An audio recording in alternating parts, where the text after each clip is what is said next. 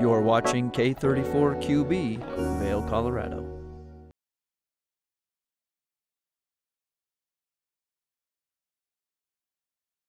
Happy Saturday. It's March 2nd, and you know what that means? It's the weekend. And boy, oh boy, am I glad to be joining with you. I'm your host, Kimberly Perot, and in this first hour, all of the feels are happening because I have a conversation with my favorite actor, my very own brother, Greg Perot, as well as a good friend of mine and professional poker player, Alex Livingston, and then Mountain Pride. They have their ski weekend happening right now at Keystone. So I had a conversation earlier in the week with their executive director, Mads, and then Eyepieces of Vail. We always appreciate all that they offer here in the Valley. So before we get started, hour one of Good Morning Vail starts right now.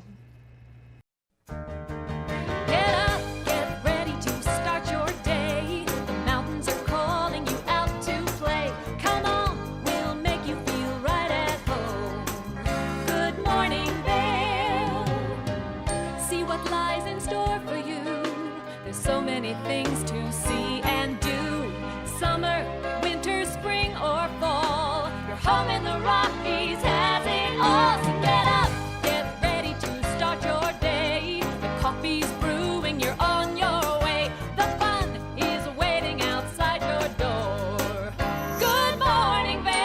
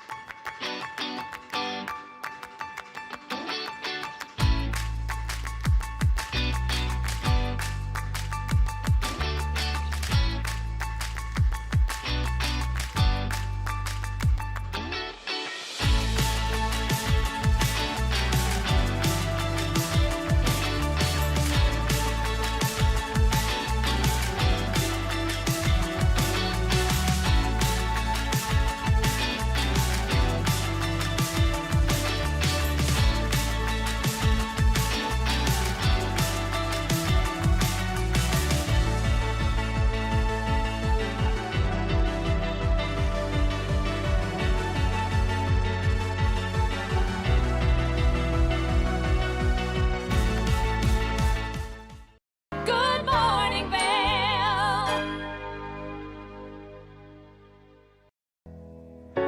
Join us on board the Leadville Railroad Winter Express. Stay cozy in our heated lounge cars. Marvel at the stunning winter landscape. Sip delicious hot chocolate. Don't forget to check out our new specials. Book today at leadvillerailroad.com. Hi, it's Julio from TV8 Vail. Do you ever wonder why our tagline is "There's more for you on 92"? Because we're always bringing you more. More Good Morning Vail from 7 a.m. to 9 a.m. all year long. More local coverage with Vail Vibes and Covered Bridge on TV8. More opportunities to participate with new roundtable panels on mountain perspectives and our new Spanish programming block coming this fall. Find us on Comcast Xfinity Channel 92, on YouTube, or our website at tv8vail.com.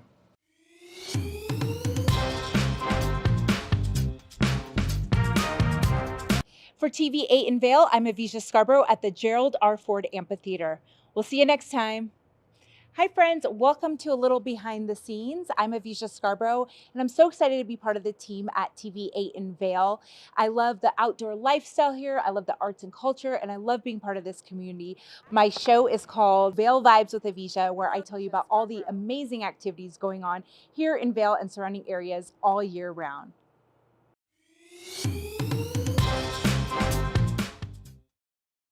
Good morning, Vail.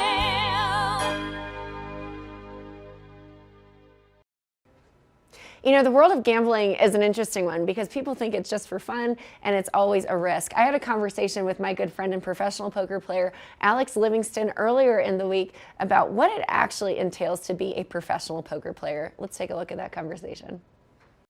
Good morning, Vail.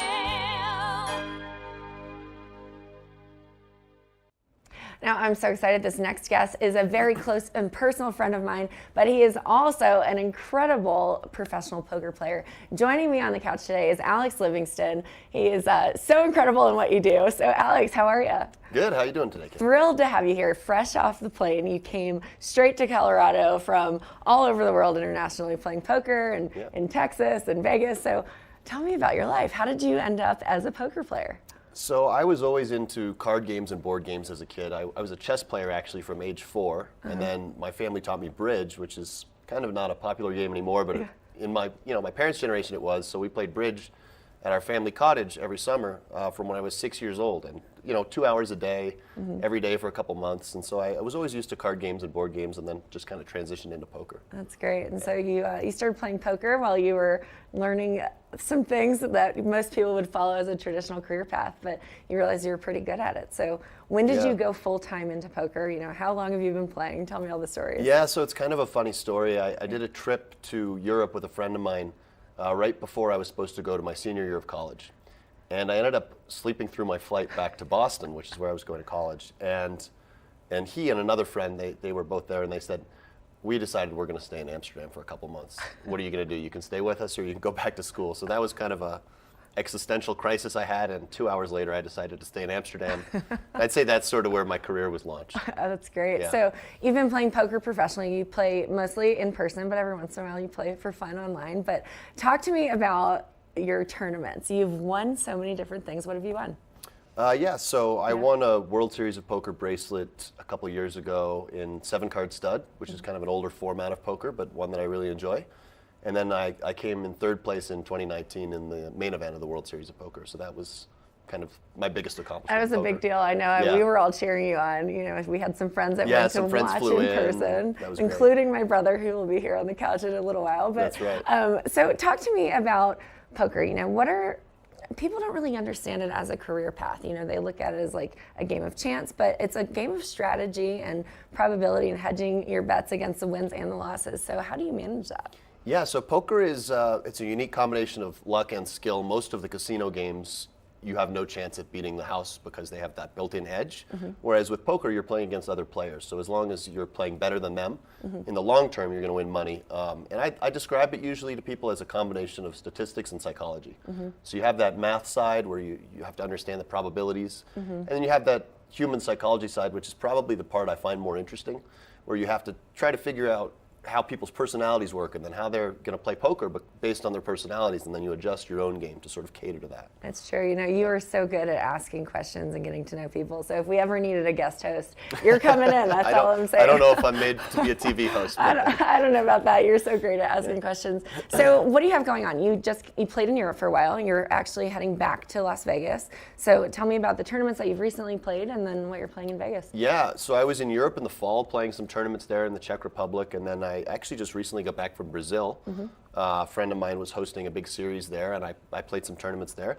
And then I'm going to get on a plane tomorrow to fly to Vegas, and there's a mixed game series going on, which is really fun for me because basically that's a bunch of different types of poker.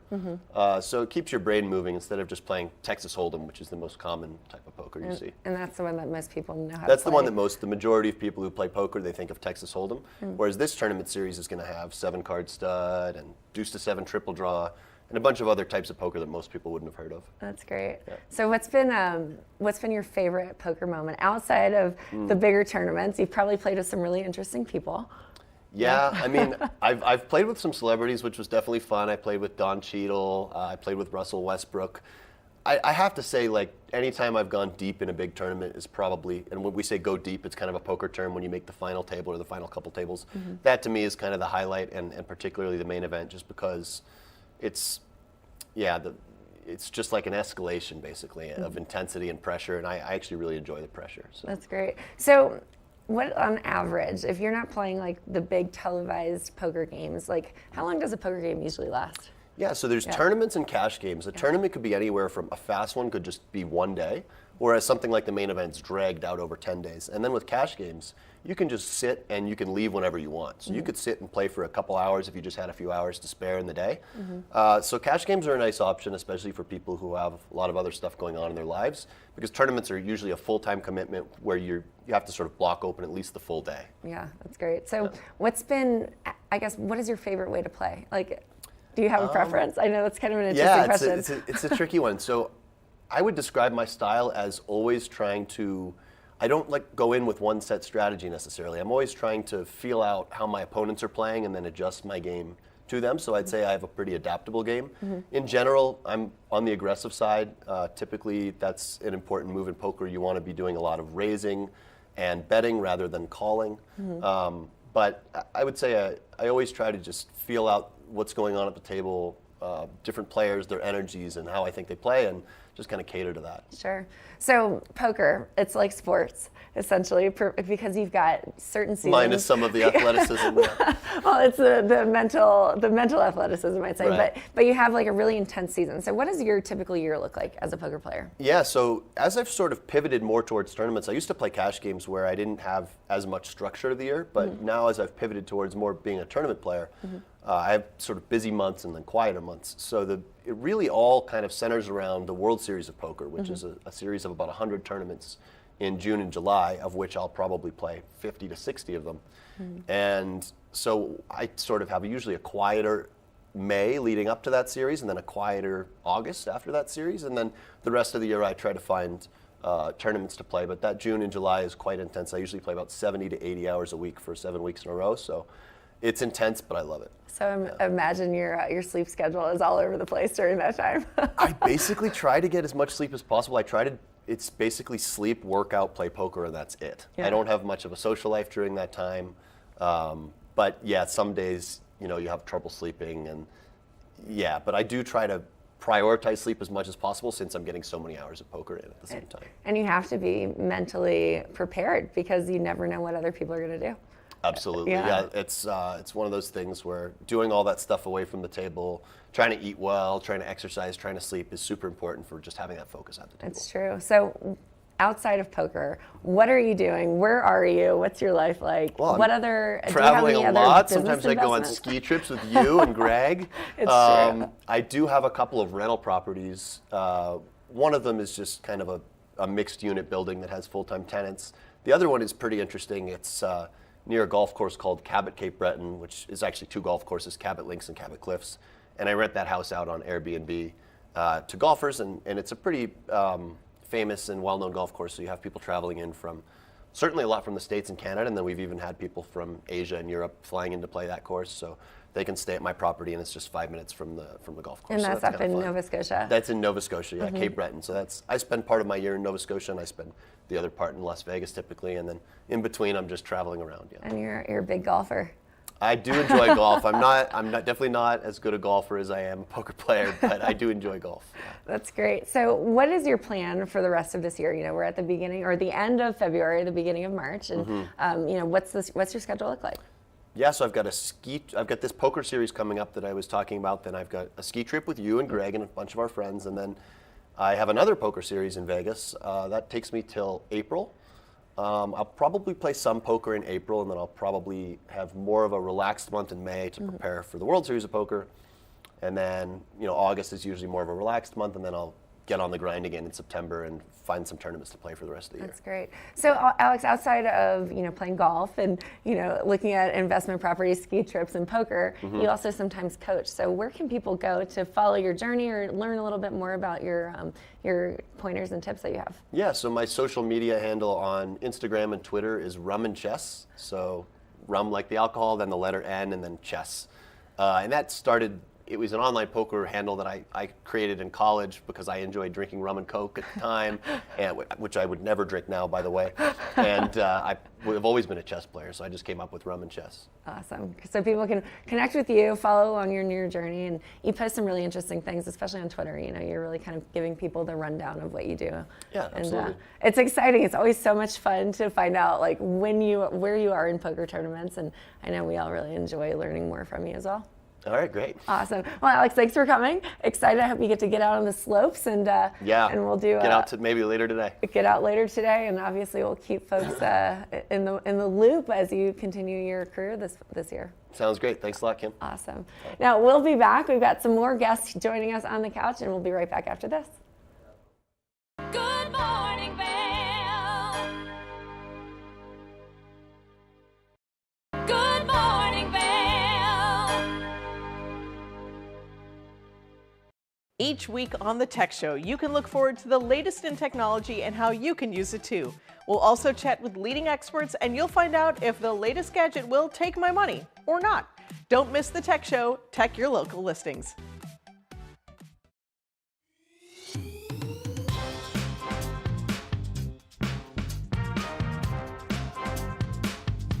Thank you for watching Good Morning Vail. Have an amazing day. Get on out there, soak up that sunshine.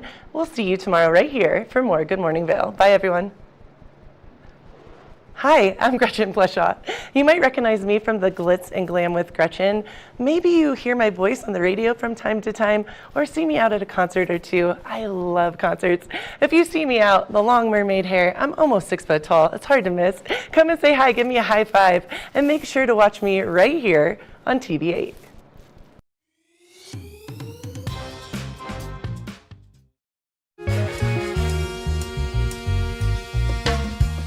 My name is Tyler Alvarez. I work here at Sweet Basil in Vail. I'm a bartender here.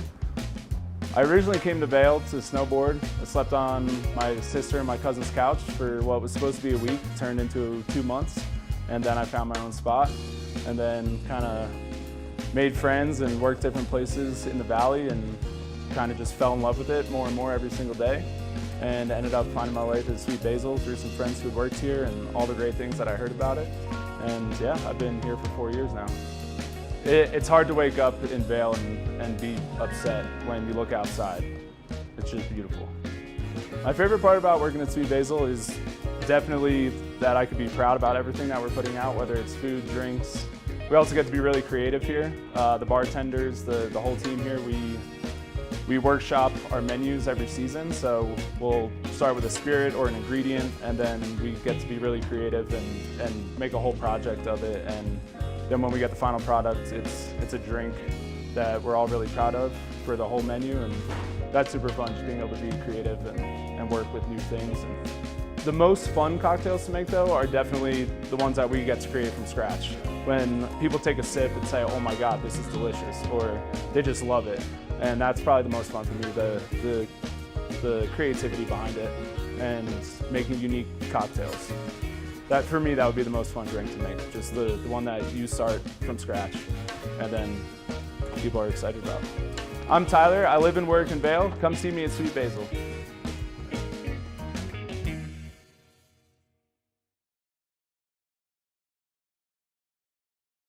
Good morning, Vail.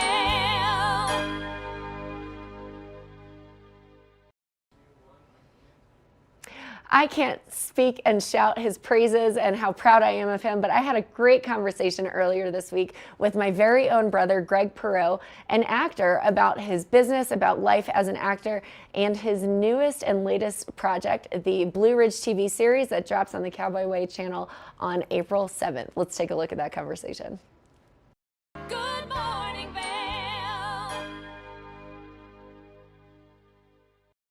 Now, our next guest has impersonated me as a news anchor on TV and on film, but joining me, he also shares my last name. I've got my brother and the actor Greg Perot joining me here on the couch. Greg, how are you? I'm good. How cool is this? It's pretty fun. I love having you here. So you've been a reporter before on TV and on movies, but excited to have you here. So you're an actor. Tell me about your life. I am an actor, Kimberly. I already know about his life, but tell our fans about your How life. cool is this? Like, I am sitting on your show talking about my show. I Isn't that know. awesome? It's kind of weird. That's cool. It's great. So you've got a new show coming out, but before we get into that, let's talk about acting. Tell me, how did you get into it? What do you love about it? Wow. Okay. So, long story short, how I got into it is our mother convinced me to do Our momager. a musical theater when I was like, I think 15. Right? Yep. Yeah. And then I heard about a friend who did extra. You could drive. You had your license. Yeah. Yeah. Then I heard about a friend who did extra work And I saw all the cameras and the lights, and I just thought it was amazing. So that's why I got into film, moved to California, and yeah, been pursuing it ever since. You're in LA, so you've been pursuing it for a long time. You know, we've seen the ups and downs of it. So as an actor, you know, what's been the highlight so far? What has been the hardest part of it? Have you ever wanted to quit? All the time. No, I'm just kidding. You know, it's a difficult industry to pursue. I mean, you audition all the time and your heart goes out to wanting to be a part of these productions and these roles, but a lot of the times, you know, people don't get to see the work we put into our auditions and then we never hear back. So it's a very challenging industry to be a part of, but it's a long game. And I always say, if you stay at it, you keep working at it, then eventually it just gets to be your turn. And so fortunately, I never quit, and I have had some very cool opportunities so far. And yeah. You really are. So the one opportunity that we're really excited to talk about today is your new show called Blue Ridge. It's a brand new series based off of a movie that was released in 2020. Tell me about Blue Ridge. Tell me about the character. Yeah, Blue Ridge. I'm super excited for this one. It's based off the movie. It was starring Jonathan Sheck, and then it's created by Gary Wheeler. They decided to do a television series. It's a really cool action drama. Think like CSI meets Yellowstone, but the cool part is it's family friendly, so you get to enjoy it with your kids, and everybody can really watch it. And I'm really proud to be a part of a project like that. So, who's your character? I play RP. I'm a deputy to the sheriff. So it's really fun. My character, he has an interesting perspective because he's from the town of Blue Ridge versus the rest of the department is not. So I have this cool relationship with the locals, but yet, I have to be loyal to the law. And so it's kind of fun conflict that arises. It's true. Well, cool. I got to go on set with you in April and watched you film, and I think it was a really fun scene because you were chasing a bad guy who jumped out of a window, and you were like running after him with a gun. I loved watching it. It was so fun. Yeah. So when does the series drop? Tell me about it. April 7th, and everybody can go to thecowboywaychannel.com to find out some more information about it. So that's great. And then obviously we can follow you along on your Instagram and other things as well. So acting, I want to know, if you had if you had one piece of advice to give to anybody that wants to get into the field of acting, what would it be? Ooh, that's a really good question. Think long term. Yeah. Definitely think long term. And I always say too, it's very important to have a job that you're passionate about that can support your dream.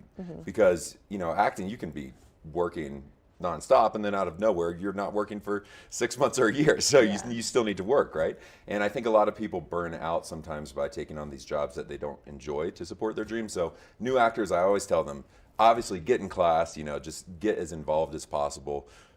Go to local schools and do independent films and do workshops, but make sure and have that job that you still love that can be flexible and support your dream. That way you can stay in the game long term, because that's what I believe it takes. Well, that's true, and especially for you as an actor, you had COVID that hit, and then you had the actors strike and the writers strike. So what did you do in the off term, or the off season, I guess you could call it? I love cameras. I love being on the other side of it as well. So I do photography, I do videography. So that is kind of my passion in how I work when I'm not on set working. So that's what I do. Yeah, so photography, videography, it doesn't have to be creative. You actually do a lot in the corporate side, and for weddings. It's still creative. It's still creative. Come on. Sense, lighting angles. People don't think about. I think as an average person, you don't necessarily think about that side of it, but it is. You've got to think of it, and the work that you do and the editing that you do is really great too. Yeah, because my dream someday is to own my own production company for film and television as well. So, but acting is already the passion. It's the dream. So you have to focus. You have to apply your energy, and that's what I'm doing right now. And I'm just so stoked that I've had the opportunities that I had. I've been able to work with Charlie Sheen and Mandy Moore, and a really cool, just very quick story is I got to work on Walking Dead one time, and that was so trippy because I watched that show for many, many years, and then all of a sudden, you're lying on the ground and you hear the walkers coming by. They're like, "Wah!" it's such a trippy feeling. So that was a lot of fun. I mean, I've been watching you audition for that show for years, and to this day, you made the final. I got episode? The last season. The finally. final season. He's on the show. One episode, but I got in there. I get so many texts from friends that say, "Hey, did I just watch your brother die on The Walking Dead?" Yes, you did. I'm a professional dyer. Luckily, not in Blue Ridge. Gary, please just don't make that happen. But you've done some really cool things. So, what's been your favorite project, or what's your favorite part about being on set? Favorite project is, it's really hard to say. I had so much fun working on Left Behind, Rise of the Antichrist that came out. We grew up on the books. Yeah. Dad had all the books. So that was very surreal for that to become a reality. Got to work with Kevin Sorbo. That guy's a beast. He's just awesome. Very cool director and good actor as well. That was a cool experience. Like I said, Walking Dead, that was such an awesome experience. I don't know. They each have their unique perspective. I mean, that's what I love about acting is you get to take on all these different roles and characters and scenarios and just really dive into them. So, well, speaking of dying, you worked with Neil McDonough on The Warrant and Left Behind, and we actually interviewed him a few months ago. Oh yeah, on the that's show. so awesome. Yeah, and he gave you a shout out. He's the man. Okay, that guy is such a pro. Just talk about working with actors. You get to learn from people, and just being across from him, he just walks onto set. His energy is just prepared, professional, and it's just really cool to see somebody like that and just take from them and learn from them. So that's great. Cool. Yeah. So, Blue Ridge, do you have a favorite moment from filming? Oh man, everything was awesome. It was like being on set was like being with a family. I mean, this is my first series regular on a show, so it was a really cool aspect to not only come and be a guest on a set, but be a part of the whole production process. And so it's hard to say a favorite moment because just getting to know everybody, just everything from hair and makeup and just chilling with everybody on set there, and then going and actually doing and preparing your scenes. And I don't know, I don't have a favorite moment. The whole thing was just my favorite moment. So. How do you prepare for your scenes? I know, I've seen it. I got to see your trailer with you and watch you do it. I won't go into too much detail because I don't want to bore everybody, but I have a few different processes that I've learned over the years. I'll just go for memorizing lines, for example. I have a little process that I call the 10-10-10. And depending, I've tried it. Yeah, depending on the size of the role, sometimes it's 20-20-20. But basically what I do is I read it through very slowly, imagine the world, the stage direction, all the lines, everything. And then I say each line 10 times differently. So that way it doesn't become robotic because you don't want that to happen. And then lastly, I'll run it 10 lines. Now that's just the memorization part. There's a lot more that goes into preparing for a scene mentally because acting's just a focus. You have to achieve the world around you and forget about all the cameras and the lights and just kind of be here present in the moment. That's true. So RP, so you had to kind of create who you thought he was. And so what do you do that? Like, I mean, you've always been great at imagining magic worlds when we were kids. So like, what do you do? You know, it's cool. It's a growing process. I mean, to start, I work through a whole series of questions. You know, I try to get to know RP and who he is. And if I don't have an immediate answer from the script, then I create that world. So everything, backstory going from as early as middle school, you know, up until the current moment. What did he do when he was younger? Who was his relationships? What molded him? What's his faith? You know, what's his worldview? Because these help answer a lot of questions. But the cool part is you get to grow and the character gets to grow. And you might see this sometimes in television shows where you see actors really sink into their roles, which is very fun. So there's a lot of questions that are still being answered, but yeah, that's the exciting part. I know, I think it's fun when I've asked you at times, you know, what's your method of acting? And you're like, you just do it. You just be. And it's true. I think I'm a little more involved no, in that. You are. No, I mean, I just show up and, you know. I mean, kind of like today, he just showed up. I'm just kidding. But Greg, where can we go to follow you on Blue Ridge, to follow RP, and all the other projects that you're working on? Yeah, you go to thecowboywaychannel.com. There's a lot of different streaming options on there, so that's the easiest way. Just go to thecowboywaychannel.com. You get all the information there. My Instagram handle is Greg Perot, spelled just like her last name, P-E-R-R-O-W. Yep. And that's it. Yeah. You've got the dynamic duo siblings. Wait, are we out of time? We are. We've got time for Real one last quickly, Kim, question. how did you get into hosting? Oh my goodness, so many different ways, but really it's because our wonderful, fearful leader, Danielle, took a chance on me, and I am loving being here at TV. Well, you do such an awesome job. Thank you for having me. This is cool. He just did my rap for me. So just like you said, we're done. So Greg Perot, ladies and gentlemen, great to have my brother here on the couch, and we'll be right back after this. Good morning, Vail.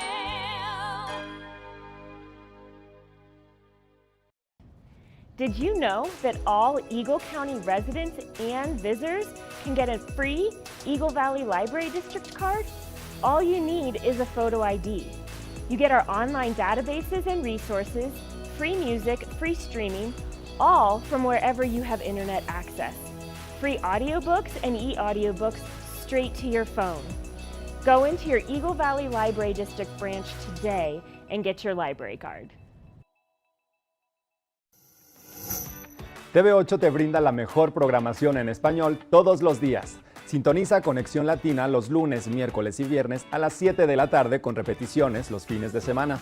Además, te presentamos nuestro nuevo programa Sabores y Creaciones, donde hemos juntado tus recetas y manualidades favoritas en un solo lugar los martes y jueves a las 7 de la tarde. Y por último, disfruta de Daily Flash Latino, con noticias y entretenimiento en tendencia los sábados a las 7 de la tarde. Te esperamos por el canal 92 de Comcast, nuestra página de Facebook TV8 Conexión Latina, nuestro canal de YouTube TV8 Vail Good Morning Vail o nuestra página web tv8vail.com.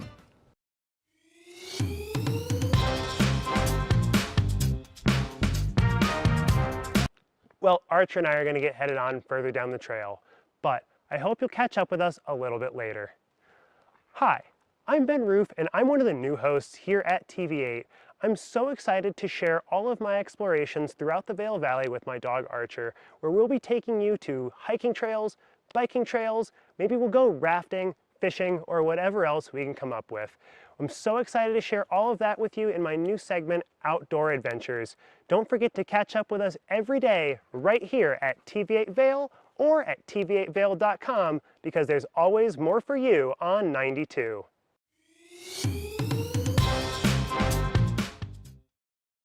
Do you have an interesting hobby or skill you'd like to share for Vail Valley? We want to hear from you. We're looking for people to share their musical, artistic, culinary, woodworking, athletic, or technical talents on Good Morning Vail. If you'd like to share your talents with the community, email Danielle at tv8vail.com. Join the community conversation. There's more for you on 92. Join us on board the Leadville Railroad Winter Express. Stay cozy in our heated lounge cars. Marvel at the stunning winter landscape. Sip delicious hot chocolate. Don't forget to check out our new specials. Book today at leadvillerailroad.com. Good morning, Vail.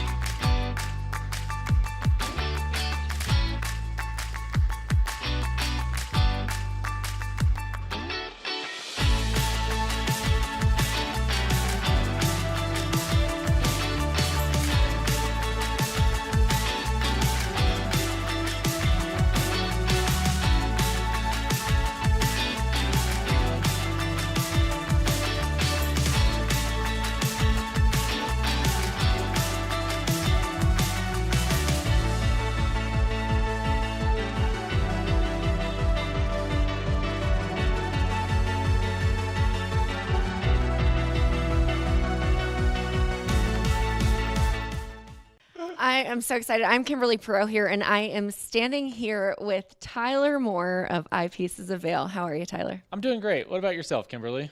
You know, I'm loving being out here. I'm loving standing in the middle of all of your goggles. We're here at the famous Goggle Bar. Right. Yeah. Thank you. We are at the Goggle Bar, and it is such a cool concept and store. We love this store.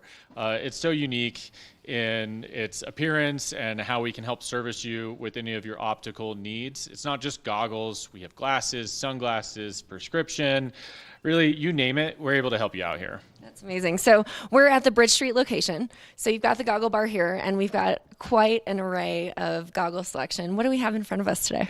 Today, I thought we'd kind of focus on one of our favorite brands, Smith Optics. Definitely kind of like the leader in ski sport optics for sure. So I pulled a few of their models here, a great helmet.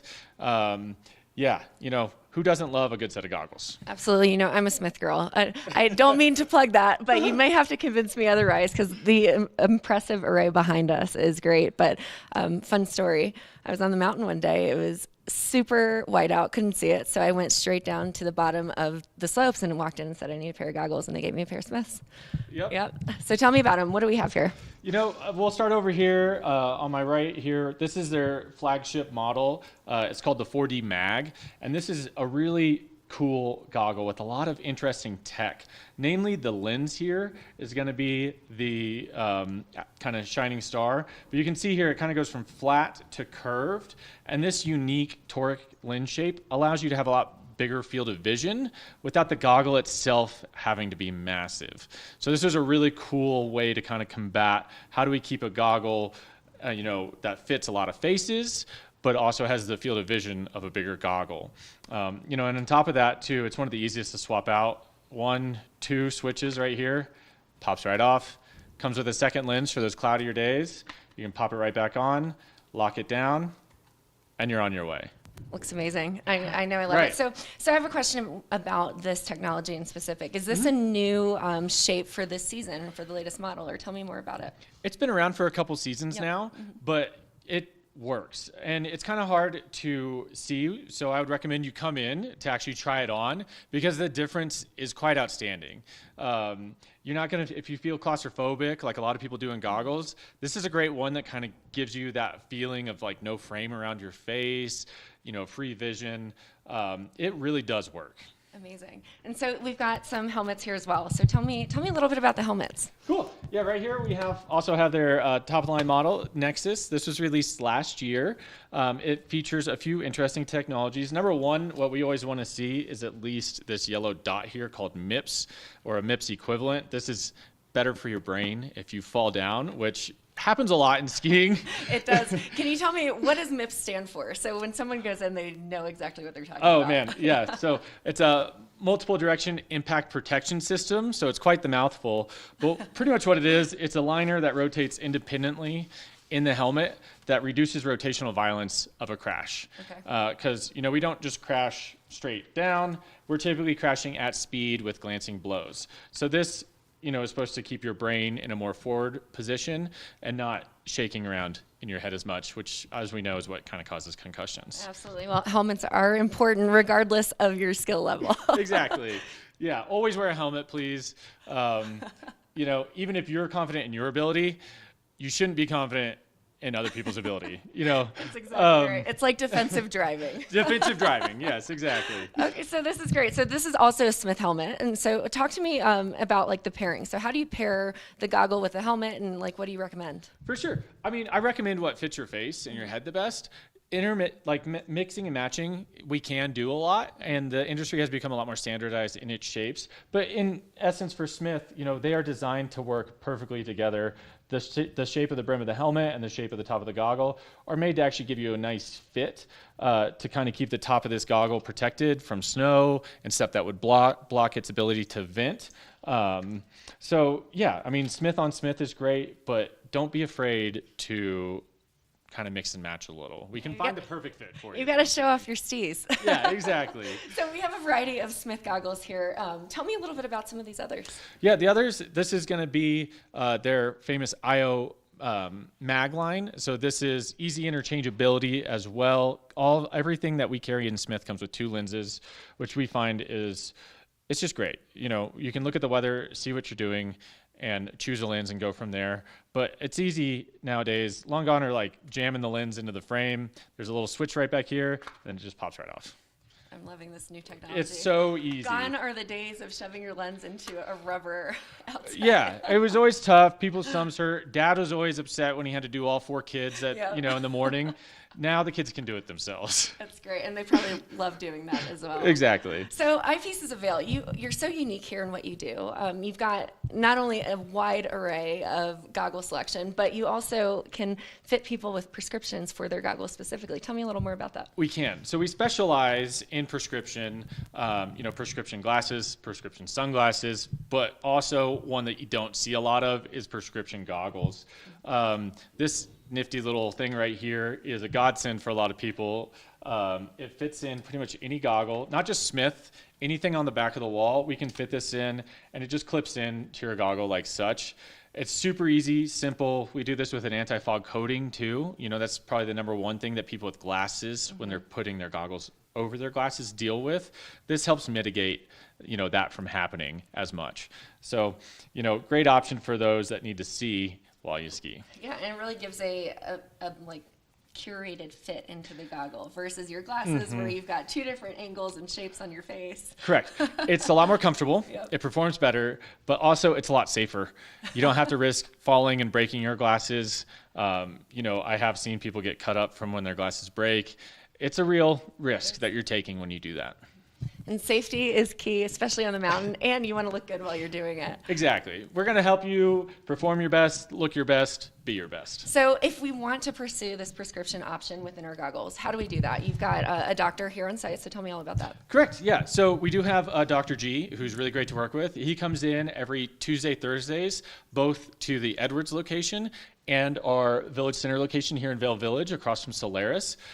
So he starts in Edwards in the morning and then comes to Vail around 3 o'clock. Appointments typically take about 30 minutes. So you can just give us a call, check availability, and we're happy to book you and get your eyes checked. And, you know, some of these we can even have done same day depending on your prescription. So it's not just for goggle prescription. You can do a true eye doctor appointment. Correct. Yeah. And that's if you need glasses, prescription sunglasses, goggles, anything. You know, that'll get you set up, and we'll check your eye health to make sure everything's, you know, going well for you, and then, you know, send you on your way. Well, I'll be booking an appointment, that's for sure. So talk to me about operating hours. So you mentioned when he's here. So what are your typical operating hours from a store perspective? Correct. Yeah, we have 8 locations total, 6 here in Vail Village. And at the moment, pretty much most all of them are running 9 a.m. to 9 p.m. Up here at Bridge Street, we start a little earlier because the gondola starts at 8:30. So that's right when we get here too. And then, so we have a lot of convenient locations. Obviously, Bridge Street here, right at the base of Gondola 1, closest retail location. Village Center, across from Solaris, which is where the doctor's office is. At Sonnenalp, we have our Eyepieces of Sport concept, which is a great little boutique to go into. Lion's Head, if you find yourself over in Lion's Head Village. Beaver Creek, even if you're up over there skiing in Beaver Creek. And then down in Edwards as well. And then if you find yourself over in Roaring Fork Valley, you can find us at Willits next to Whole Foods and at the base of Snowmass at the Viceroy Hotel. So you really cover the entire Vail Valley, which is wonderful. Yep.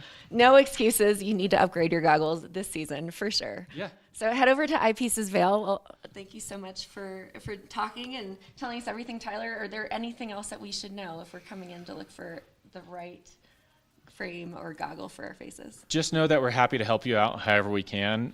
Even if you're just having a little troubleshooting and you're not going to buy anything, like, we're just happy to be here and offer any service that we can. It's great. Well, they offer white glove service here at the Goggle Bar. Make sure that you head over to Eyepieces of Vail. You'll get to chat with Tyler and everyone else here in the store. So lots of exciting things happening. We'll be right back after this. It's the fastest half hour in television. Toyota's Race Week takes you inside the high-speed world of NASCAR. Go behind the scenes for a look into the high adrenaline world of motorsports and hear from your favorite drivers as they discuss the drive to a championship. If you love NASCAR, you won't want to miss Toyota's Race Week.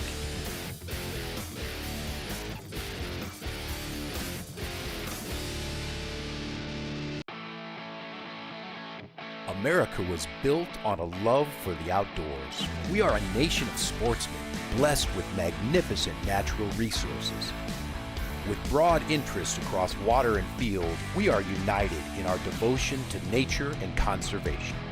Join us every week for the best shows celebrating the outdoor lifestyle. Outdoor America. Live free.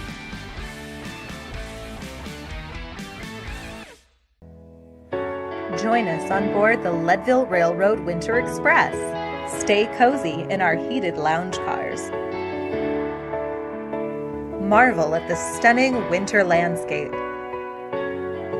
Sip delicious hot chocolate. Don't forget to check out our new specials. Book today at leadvillerailroad.com. When you're in Vail, you're in vacation mode, and you need a flexible home tour experience that fits into your schedule. we transformed how you view and buy homes in the Vail Valley. With immersive, cutting-edge technology, you can explore properties 10 times faster. In our lounge, we guide you through this digital world on a 16-foot screen where you can imagine your next home in comparison to your favorite recreational spots. Say goodbye to multi-day home tours and hello to a quick stop between your other plans. That's the power of the Immersion Theater.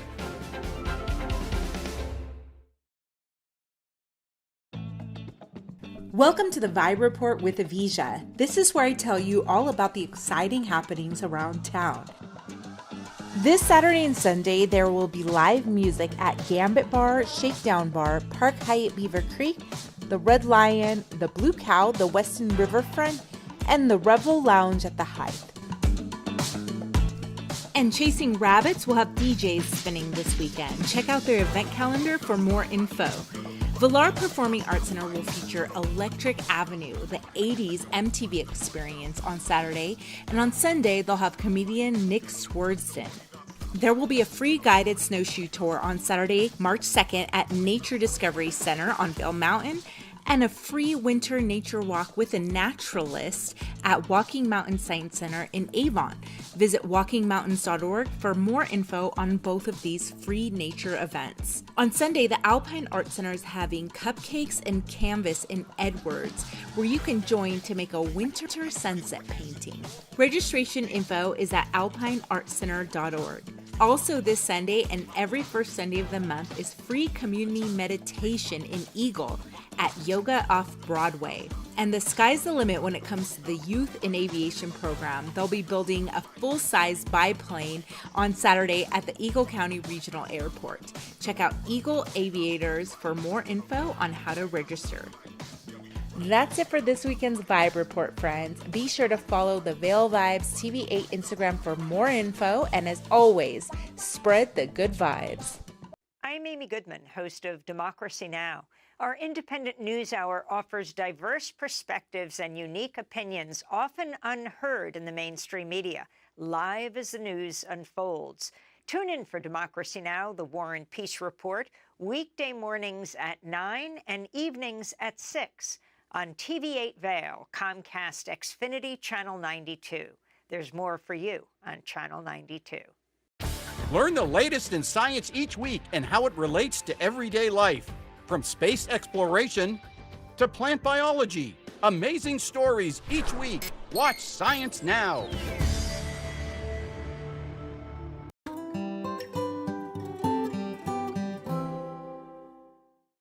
Good morning, Vail.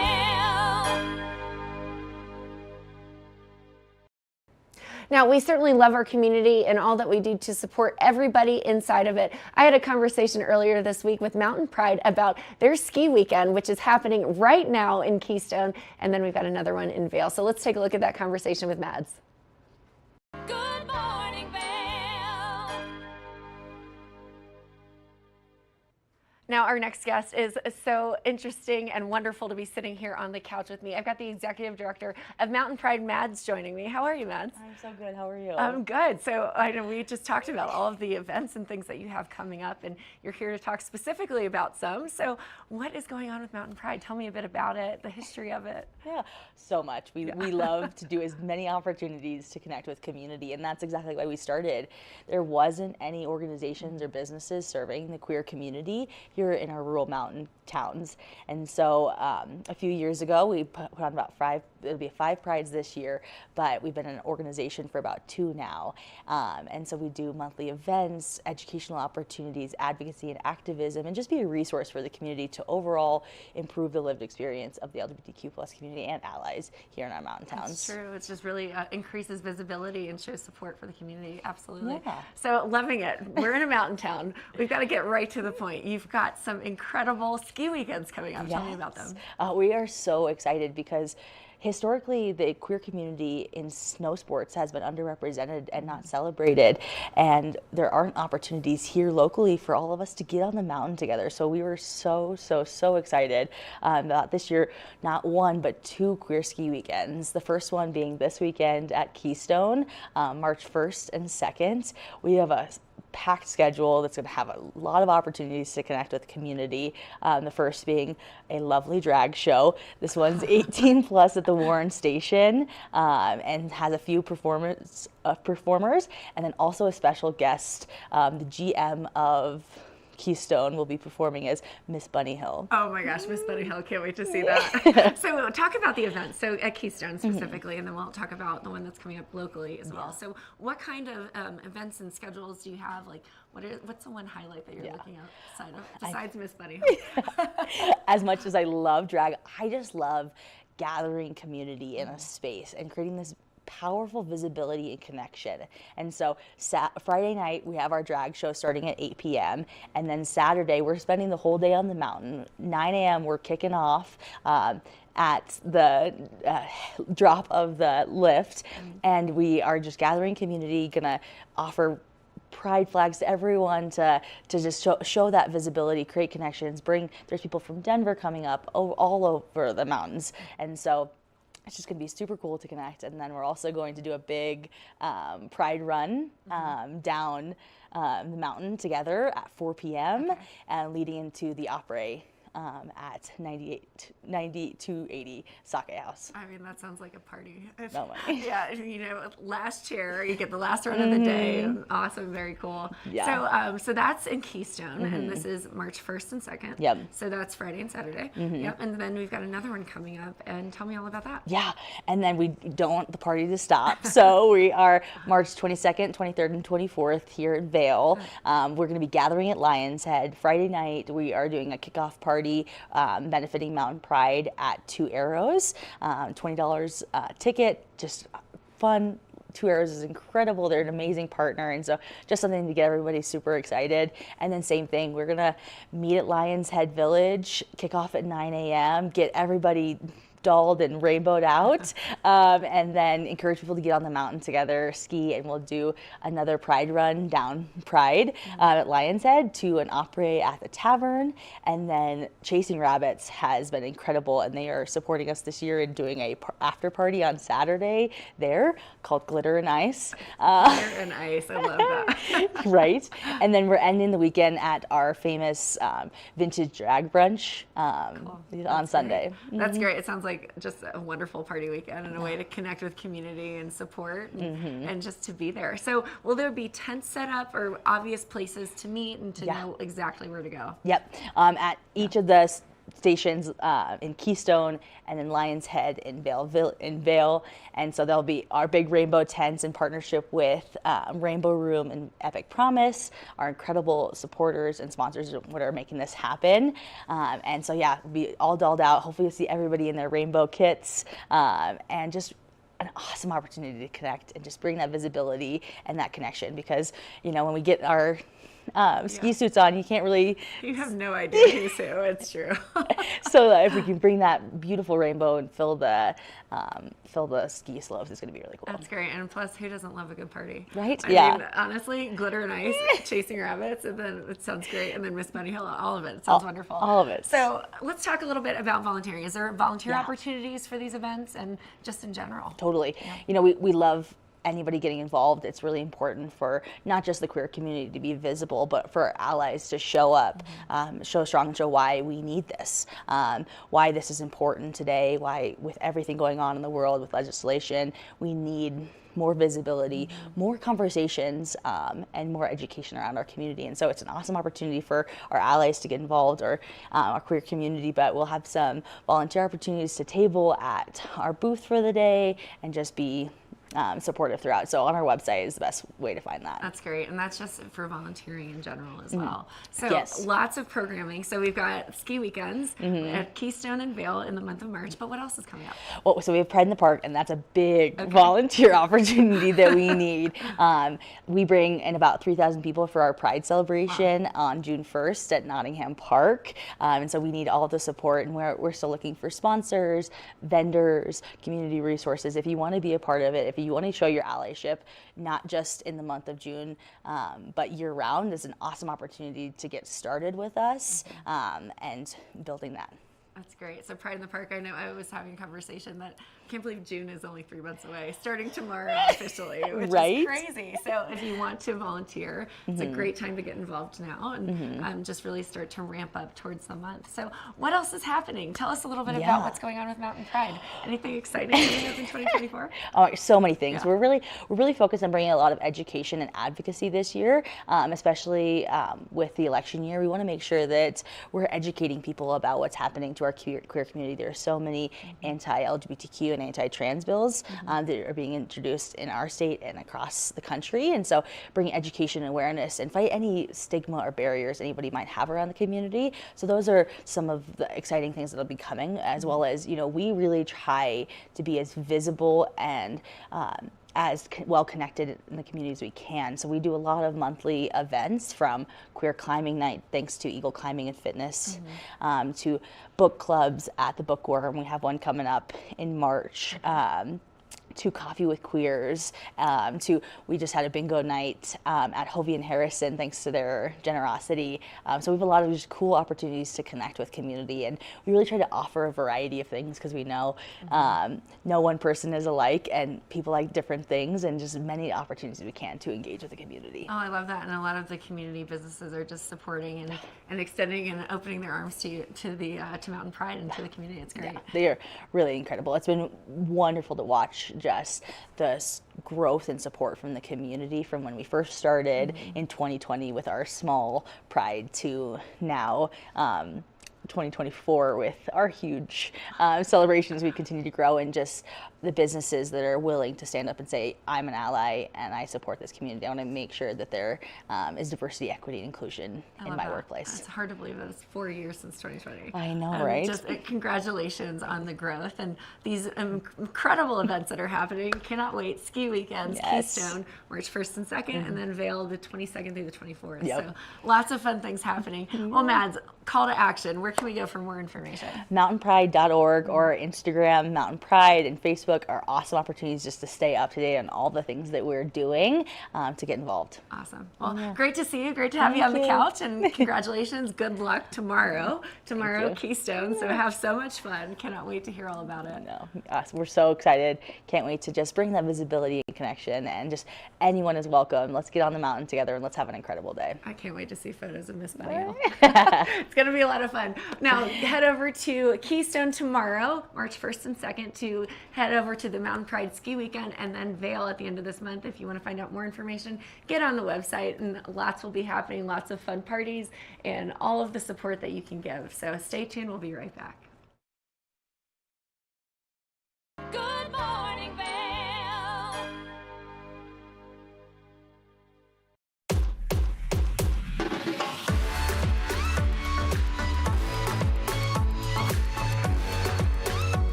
Eyepieces of Vail has been a fixture in the Vail community for over 30 years. From designer frames and sunglasses to high-performance sports frames, prescription goggles, and in-demand accessories like helmets, goggle lenses, and foldable reading glasses, our inventory raises the optical bar. Visit one of our 7 locations today and see why generations of loyal customers return time after time for our unmatched service and inventory. Eyepieces, the art of vision. Did you know that all Eagle County residents and visitors can get a free Eagle Valley Library District card? All you need is a photo ID. You get our online databases and resources, free music, free streaming, all from wherever you have internet access. Free audiobooks and e-audiobooks straight to your phone. Go into your Eagle Valley Library District branch today and get your library card.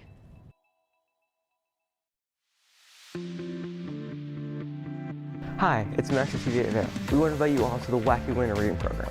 It's open to all ages. All you have to do is read 10 books or 1,000 pages. For more information, go on our website, tv8vail.com.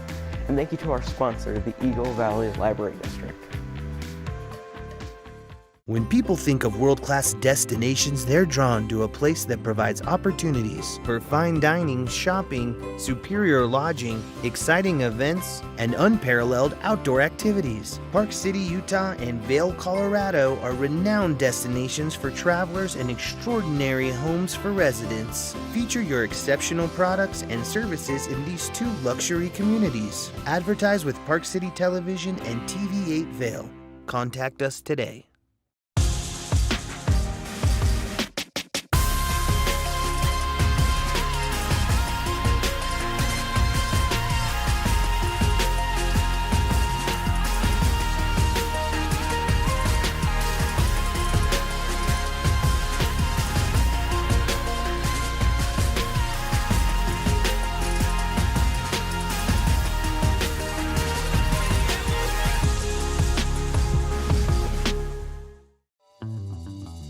Welcome aboard!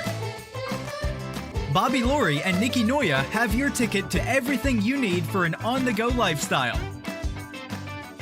Grab your boarding pass. It's time to jet set. You're watching K34QB, Vail, Colorado.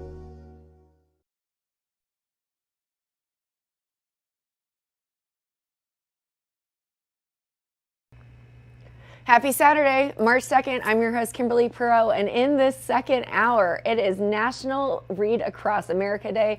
Plus, we have a conversation with Books for Ukraine, and then a very fun event happening in Leadville, and we are seeing this rise in popularity, skijoring. So if you're wondering what that is and what's happening in Leadville, pay attention because you're not going to want to miss this conversation. All of that is happening in hour 2, and it starts right now.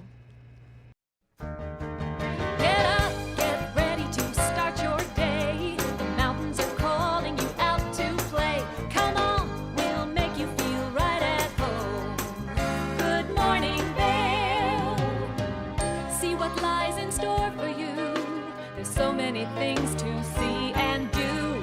Summer, winter, spring, or fall. Your home in the Rockies has it all. So get up, get ready to start your day. The coffee's brewing, you're on your way. The fun is waiting outside your door. Good morning, Vail.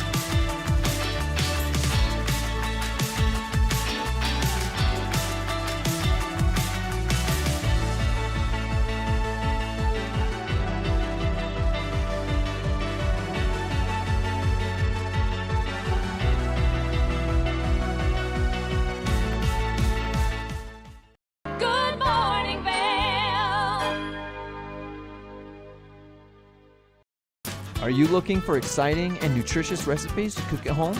Watch Colorful Cooking with Tracy Miller on TV8 Vail.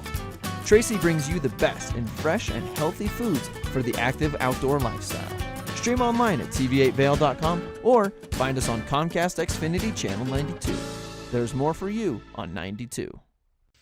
Think Big features top kid inventors who face off against each other to see who can come up with the most innovative and creative invention. In Think Big, kids acquire and showcase their skills in creativity, science, marketing, design, and don't forget, teamwork. Check your local listings and watch the world's most innovative kids. They create and invent new toys, games, websites, and new modes of transportation. Tune in to Think Big. America was built on a love for the outdoors. We are a nation of sportsmen, blessed with magnificent natural resources. With broad interests across water and field, we are united in our devotion to nature and conservation. Join us every week for the best shows celebrating the outdoor lifestyle. Outdoor America. Live free.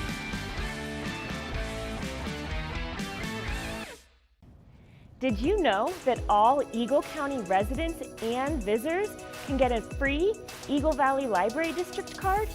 All you need is a photo ID.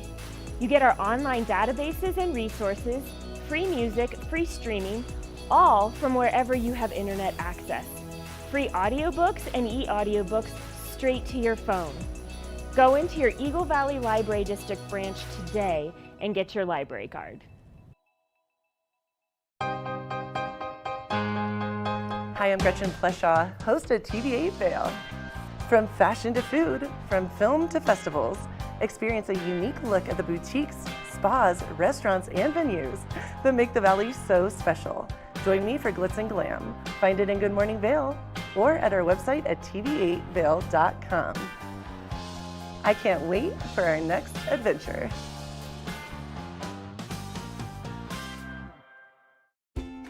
Dog Tales is America's premier dog lovers magazine show. This series is all about dogs and the people who love them. Featuring dogs of all sizes, shapes, and breeds, keeping you up to date with all the latest news from the dog world. Sit back and enjoy a fun program for the whole family. Check your local listings and tune in to Dog Tales.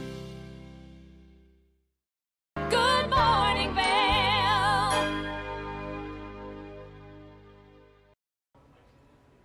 It is National Read Across America Day, and I love this day because I am an avid book reader and I love physical, tangible books. We have many conversations with authors here on the show, but we particularly loved this one, the author of Powder Days, Heather Hansman. Let's take a look. And I am so humbled today to have our special guest, Heather Hansman from Powder Days, the book. And before we get into the specifics of all these questions I want to ask you about the book, I want our viewers to know a little bit about you. You've spent quite a bit of time in the Vail Valley. What brought you here? What makes you keep coming back to Good Day Vail? Just tell us a little bit about yourself in the Vail Valley. Sure, thanks for having me. I actually moved to the Vail Valley, to Avon in particular, when I was 21. I was fresh out of college. I had on the East Coast, and I had this idea that I wanted to live in a ski town that was pretty loose and unformed. And a guy that I didn't know that well, that I worked with during the summers, happened to work guest services at Beaver Creek. And so he said he could give me a job. And so two of my best girlfriends from college and I, sight unseen, drove our cars from Massachusetts to Avon and got jobs working in Beaver Creek and lived in the Tarns and kind of started my sort of journey as a real skier and a person in the ski town kind of started here.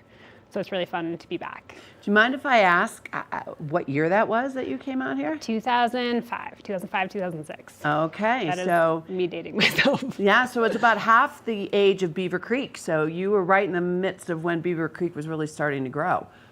And you say the Tarns too, and I'm sure the Tarns had been around for a few years as part of employee housing. Is that correct? I think so. Yeah, it was pretty weathered by that point. Yeah, pretty weathered. As you and I were talking, you had mentioned that you started as in guest services, and you started as a ticket scanner, but you also wore a yellow coat for a period of time. So tell us a little bit about what that was like on the mountain as well. Yeah, I mean, I know that Yellow Jackets get a little bit of flack for their jobs, but it was a really fun job to have because all we had to do was ski. And the year that I was there, they had just started the program, and we had a radar gun that we could play with. A radar gun? So You're kidding me. And I'm sure it was supposed to be to monitor other people's speeds, but we would just take it out and time each other. So that was a really fun time of my life. Well, tell us, what did you top out at? You don't feel like you have to. I don't think I can remember. It wasn't that fast. Well, as a current ski instructor, I am so grateful to have Yellow Jackets on the mountain, and I'm very happy, actually, that there was a consideration for radar guns. I haven't seen any, don't even know if they have them, but thank you for doing your job back then. But that was clearly the beginning of your thoughts around this fabulous book called Powder Days. that you just released last year. Tell us a little bit about what got you inspired to write this. Yeah. So like I said, I moved here kind of right out of college. I ping-ponged around a couple other ski towns, and then I went to journalism school in Boulder. And when I did that, when I kind of moved down to the city and got a real job, I was really thinking about my friends who are still here and who are still in ski towns and were kind of living the dream, the quote unquote dream. And I watched them kind of grow up and have kids and kind of establish careers and lives in these towns. And there's something really beautiful about it, but there's also some really, really hard parts to the ski bum dream that I think don't always get talked about, whether that's, economic instability or what's happening with the climate. And so that idea of living the dream and what that dream could be and what made it complicated was just something that I was really fascinated by in my own life. I kind of had this, sliding doors fear that maybe I had missed out on something. And as a journalist, it felt like this really interesting question to dig into. Can you be a ski bum? Could you ever? And where did the idea come from? And the interesting thing about a ski bum is that not only are they skiing themselves, but they're providing a service for the community, for their own livelihood. So, what are some of the jobs that these ski bums hold or held? Yeah, I think that a town like Vail, like this valley, like a lot of these Colorado mountain towns are really dependent on the service industry, on the people who work on the mountain, on the people who work in the restaurants and the lodging and the, healthcare services. And I think that when you're somebody who's living in, and I think this was kind of more true 15 years ago before so many people could work remotely, but if you're gonna commit to living in this town, you're really a part of this service economy that makes the towns flow. And so what were some of the key findings that you had as it relates to individuals trying to make a living here in these services that actually benefit all of the viewers of this show? Yeah. What are some of those findings that you had? Yeah, it's a tricky question. And I guess for a little background, to do the research and the reporting for the show, or for the book rather, I did basically a big road trip, which was really great. I did a big loop around the Western U.S. and popped into all these ski towns to kind of look at what the reality of hardcore skiers looked like. Would you mind naming a few of those as well? Sure, those yeah. Areas that you went? I started in Montana, I went through Big Sky and down into Wyoming, to Jackson, to Sun Valley, did a loop through Utah, came through the Vail Valley, Summit County, spent a chunk of time in Aspen. So it was like really a big kind of Western US. I spent a little bit of time on the East Coast too. And in those places, every town has its own identity and its own kind of things it's dealing with. But in a lot of those places, housing was really top of the pile, kind of whether local wages could keep up with affordability, and kind of what the sustainability was of the local community. And as skiing gets more expensive, as real estate gets more expensive, we're in a time of inflation right now. So there's a lot of pressures on, the people who, A, love the sport that we all love, and B, are really supporting the towns that we live in. And it's interesting you using the word sustainability, because in the context of what you just said, it was about sustaining the ski bum and those that service the community. But after reading the book, you also found out some other interesting environmental issues as it relates to sustainability as well. Oh yeah, absolutely. Sustainability as a word applies across the board, I think. And we don't have, even if you take apart the community and the economy and all that, skiing doesn't exist if we don't have snow. So at the most base level, we need to be thinking about protecting the climate. We need to think about carbon reduction if we want skiing as a sport and these places that we live to exist even 10, 15, 20 years in the future. You look at this winter across the country and it's been really variable, California to New England. And I think that's not changing in a positive direction anytime soon. Well, and I would imagine that some of our viewers don't really know the differences of what we've been seeing with climate, or I should just say the snow in those areas. Could you just tell the viewers, the variability that you've been following in these different areas? Oh yeah, the Sierras has their biggest snowpack in years, and my parents, for instance, live in New Hampshire, and it's been 50 degrees and raining there. So you get kind of the full spectrum weather. I mean, and climate and weather are not the same thing, but they're very connected. And which we'll get into shortly, because if we don't have snow, there is no skiing. Yeah, absolutely. So tell me a little bit about the response to the book. What have been the emotions of those readers that you've had a chance to spend time with? Yeah, it's really, I mean, writing a book is so interesting because it happens in your brain and in your computer, and then all of a sudden it's out in the world for people. And for the most part, it's been really positive, and it's been really cool to hear from people who have read it and maybe connected with their personal experience or what they'd wanted to do. There has been some, I think this is kind of like the tricky thing that skiing as a sport is dealing with right now, but there has been some blowback into the fact that I talked about race and identity and economic inequality, and I think that makes some people really uncomfortable, even though that, you know, like who gets to be a skier, who can afford to be a skier, who's welcome in a ski town, I think is some of the most important things that we're thinking about in skiing right now. So that's been, I think that's, tensions are high around some of those tricky social issues. Well, I mean, those social issues are at the forefront of everyone's minds these days, but people are so afraid to talk about them. You know, I enjoy seeing what Eagle County is trying to do in some of those areas. You know, Vail Resorts is always looking for ways to try and tell us about how they're trying to help the community. But one of the things that strikes me is that there's the minorities are really growing as a huge part of the population here. And what I see from your book, and if we look at the ski bum as being the person that's servicing us, and they could be minorities in some instances, we've really got to spend time helping them figure out how to live life here with all of us and feeling comfortable about it. Yeah, I mean, absolutely. If skiing doesn't reflect what our community actually looks like and what the country actually looks like, then the sport is going to die. I think like making it open and inclusive and welcoming and accessible is one of the most, if we want, you know, skiing as a sport and as an economy and the archetype of the ski bum to live on, we really need to open the doors and make sure that it's something that's accessible to not just the kind of easy traditional image of the ski bum, which is a, you know, privileged white man. Yeah. So I think that we really have to work on opening the doors. So hold that thought, the privileged white man and the future of skiing. So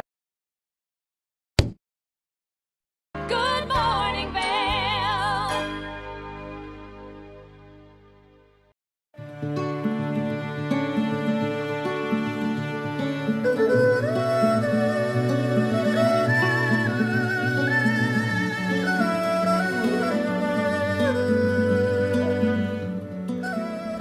Hello, I'm Shervin Rezai here with Chenna Garden in Avon, Colorado. My hobbies are obviously skiing. I've been skiing since I was 3 years old. In addition to that, music's always been my first passion, and you can see that alive and well at Chenna Garden with our little record nook, where we have over 300 records, and we'll continue to grow that collection and play vinyl records for you while you enjoy your cuisine. Chenna Garden is Avon's oldest running restaurant. We've been open since 1988 when my mother set up shop and wanted to begin offering Avon, Colorado, the best quality Chinese food that we could get. And I started working in the restaurant when I was 8 years old as a dishwasher, making $1 a day. And then one of the servers, pushed by my dad, told me I should ask for a raise, and then I got $5 a day, but then I had to put all $25 at the end of the week into a savings account, which actually helped me out in college. So after college, I went out to New York for law school, and I spent 15 years out in New York City practicing law and working in-house, which, you know, exposed me to a lot of restaurants all over the world, all over the country. And after getting exposure like that, I realized that we have this beautiful restaurant here that has so much potential. So in the fall of 2023, we came back, remodeled, and tried to get this back to give that special feel that I've known all my life here. We've been offering a lot of new cuisines, including German cuisine with our good family friend Gunther Schmidt, who's been serving up authentic German cuisine in the Valley for many, many decades. Why not? This is America. We can serve German food in a Chinese restaurant, and we just let it try. And after a year of it, it's been building up some success, and we're just having a lot of fun just seeing the look of bewilderment on every customer when they're like, how am I getting German food in a Chinese restaurant that's this good at this quality? China Garden is really all about that community, and that first starts with the local community. We always try to take care of all of us who are working hard, grinding it, so that we can also enjoy what this valley has to offer. And through that, we get a nice mix of word of mouth, tourists who come in. We're looking for something a little more authentic and that has a history with the valley. I'm a proud member of the Avon Vail Valley community, lifelong member as I was born here, and I hope you come out and see us here at China Garden. We're open every day, 4 to 9, any day the mountain's open. Cheers.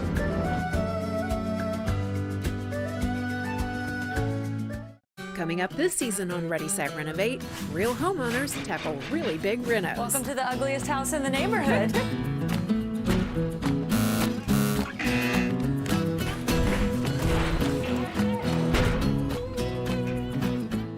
It's a wild ride from before to after. If we go to the tile store one more time, only one of us is coming out alive. Well, I didn't know he was going to do all that. Between the budget and the timeline, it's makeover madness. Good morning, Vail.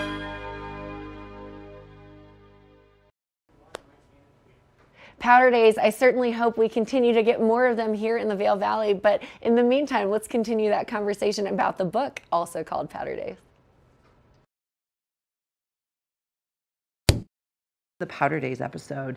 I'm thrilled to have Heather Hansman here, the author of the book Powder Days.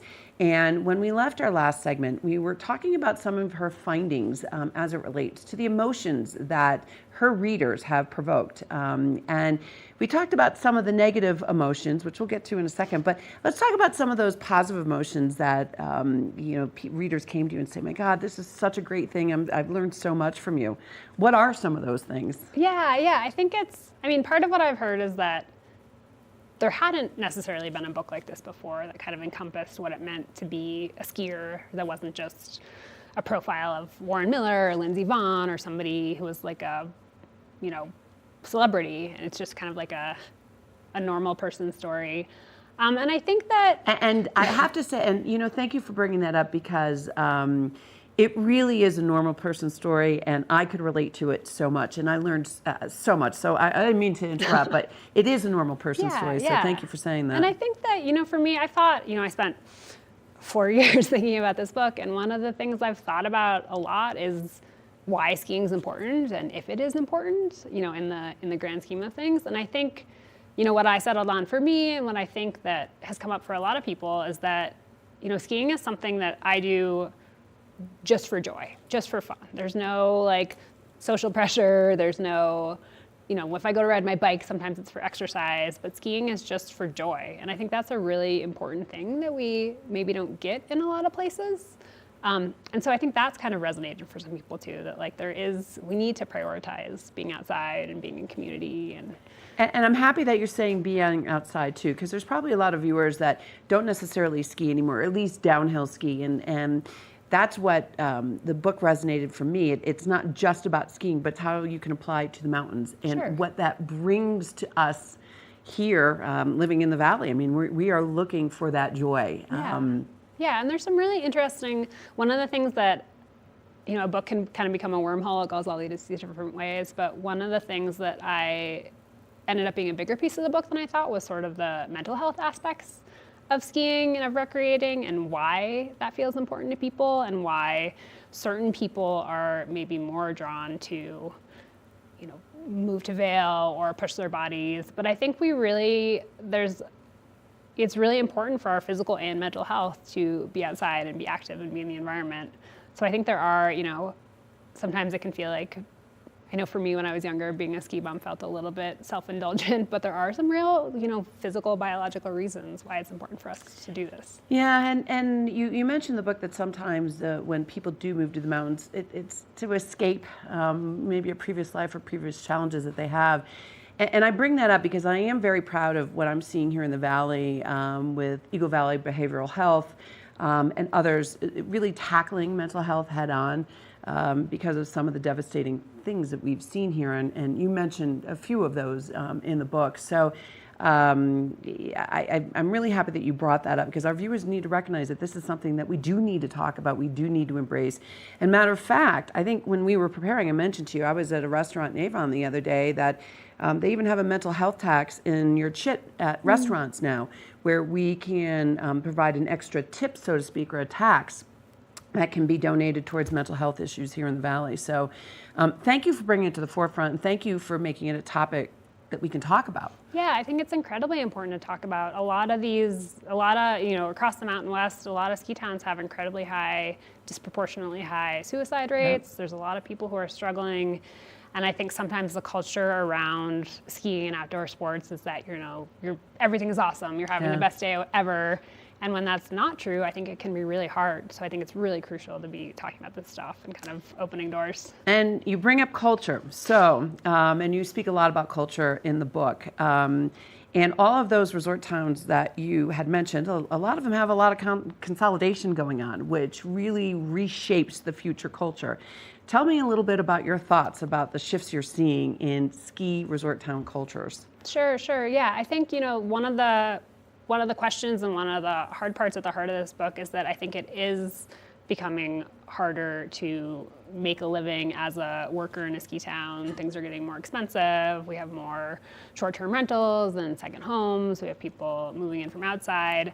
And I think that if we want these towns to retain their culture and to have a sense of community and a sense of liveliness, and also just, people working and thriving in these places, we really need to think about, from a community standpoint, from a government standpoint, what it means to kind of hold on to that culture, and how do we support, whether it's housing, whether it's transportation, whether it's education, how do we support the people who are in these towns who make the towns work? Because otherwise they kind of become empty shells. Yeah.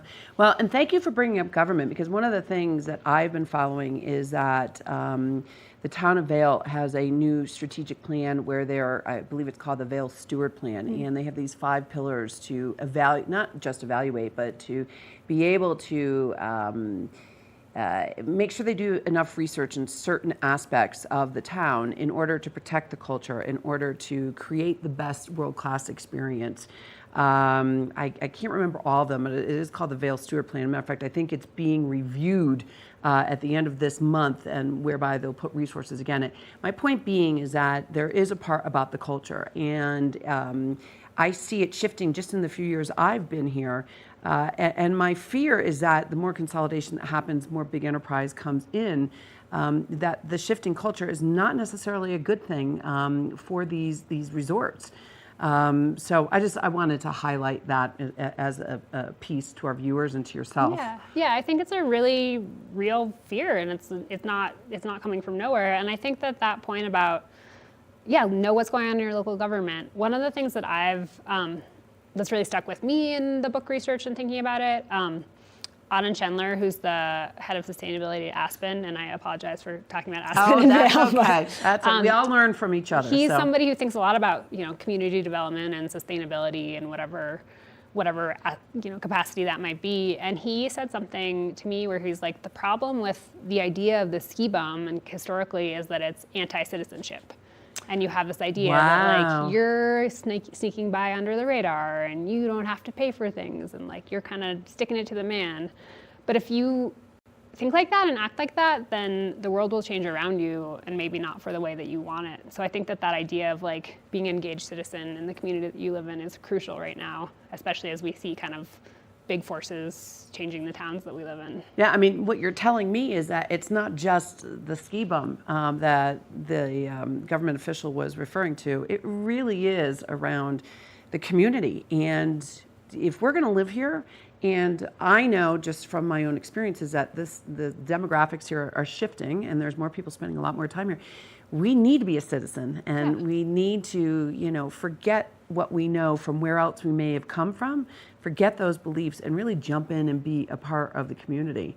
So, wow, it's an interesting thought. Let me touch upon one more topic that I know is very near and dear to your heart, and that's around the climate action and the various things that you see or you think we should be doing more of in these mountain towns. Yeah. What are your thoughts around Yeah, that? I mean, I think like we were just talking about with weather, like this is the most base issue for the future of skiing. I think, are we going to have winter? And I think there's so many levers that we can push on. I mean, that local government and industry in where we live is a huge one. The outdoor industry is a huge economic developer. We have this huge, incredible amount of power that we could leverage in the government that I think isn't being done as much. So I think pushing big businesses to move away from carbon, looking at our elected officials and passing policy to move away from fossil fuels. I think that we have these kind of levers that we can push in towns like Vail that are really important. Well, and I know Vail Resorts has their net zero program, and their deadlines are 2030, and it'll be interesting this year. I'm going to do some research on this to see how they're faring against that, especially since COVID. But I think it's really important that we all understand what government's trying to do, nonprofits are trying to do, what the big businesses are trying to do, and fall in line with our own daily behaviors. Yeah, and as a citizen, you get to put pressure on the businesses that you use and your local government. Yeah. So I think it can be easy to feel overwhelmed and disempowered by climate change because it's so humongous. But like we have levers that we can push. Yeah, one baby step at a time. Sure. So with that, if you had any thoughts you wanted to leave our viewers, if there was one or two things or a behavior change, what is it that you'd like our viewers to take away from this episode? I mean, I think that idea about finding joy and fun is really important. And I think also that being an engaged citizen in the place that you live. And, if you want a town like Vail or like Avon or Edwards to, continue to be interesting and thriving and full of community, like that's on you. Well, I love that because my favorite quote in the world is by Gandhi, be the change that you want to see in this world. And so I ask all of you to run to the Bookworm and buy Powder Days. I know it's there on the shelves. That's where I got my signed autographed copy when Heather was in last year for book signing. So thank you all for joining us. Good morning, Vail.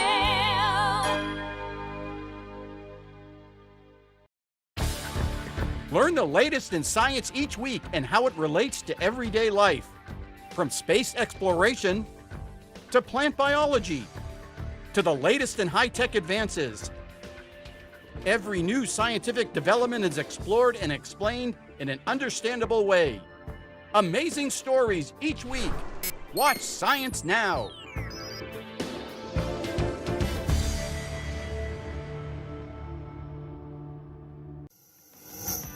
TV8 te brinda la mejor programación en español todos los días. Sintoniza Conexión Latina los lunes, miércoles y viernes a las 7 de la tarde con repeticiones los fines de semana. Además, te presentamos nuestro nuevo programa Sabores y Creaciones, donde hemos juntado tus recetas y manualidades favoritas en un solo lugar los martes y jueves a las 7 de la tarde. Y por último, disfruta de Daily Flash Latino con noticias y entretenimiento en tendencia los sábados a las 7 de la tarde. Te esperamos por el canal 92 de Comcast, nuestra página de Facebook TV8 Conexión Latina, nuestro canal de YouTube TV8 Vail Good Morning Vail o nuestra página web tv8vail.com.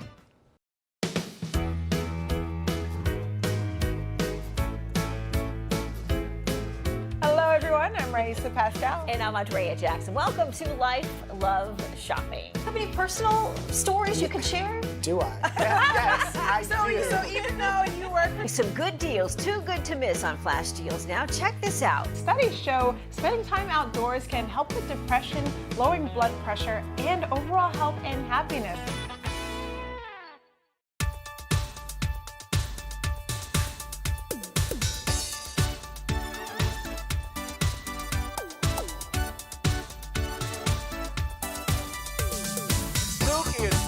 Show. We are feeling good today. Great show on the way. Absolutely. Welcome to our show. I'm Suki. I'm Scott. And we are feeling good today. You know why? Because we had a great show.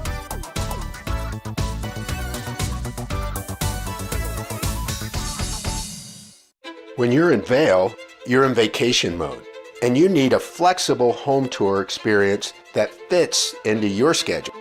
We've transformed how you view and buy homes in the Vail Valley. With immersive, cutting-edge technology, you can explore properties 10 times faster. In our lounge, we guide you through this digital world on a 16-foot screen where you can imagine your next home in comparison to your favorite recreational spots. Say goodbye to multi-day home tours and hello to a quick stop between your other plans. That's the power of the immersion theater.